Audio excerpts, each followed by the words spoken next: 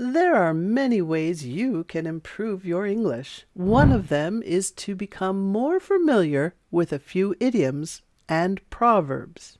There are a lot of these, so I recommend learning common ones first.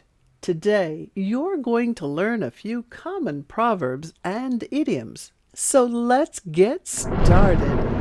One of the most common idioms is "it's raining cats and dogs." This means it's raining heavily. For example, should we go for a walk? Are you kidding? It's raining cats and dogs out there.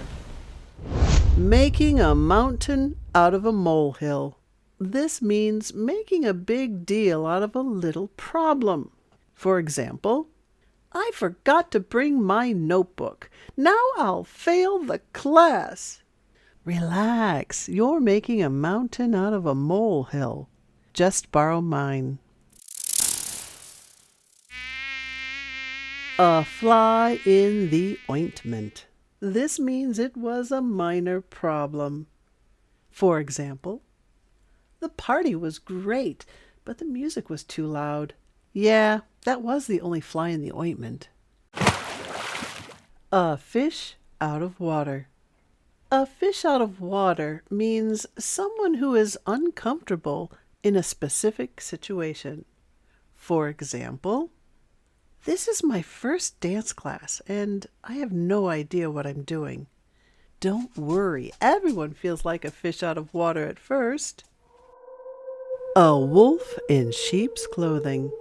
A wolf in sheep's clothing means someone who hides malicious intent under the guise of kindness. For example, Mark seems so nice. Be careful. He's a wolf in sheep's clothing. He only acts nice when he wants something. Crying crocodile tears.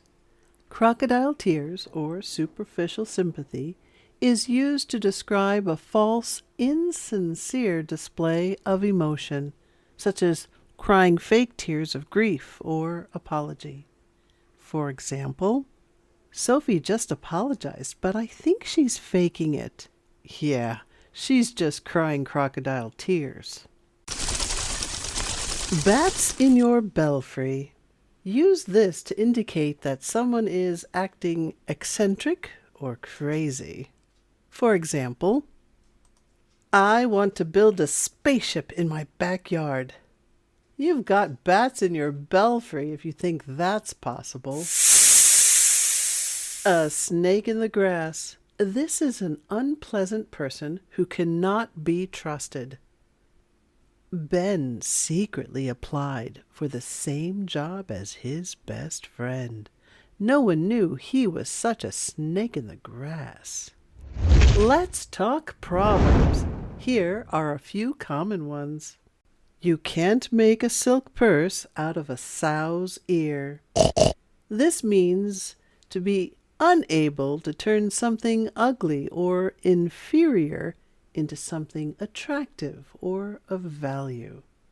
For example, I'm going to turn this old broken chair into a fancy throne.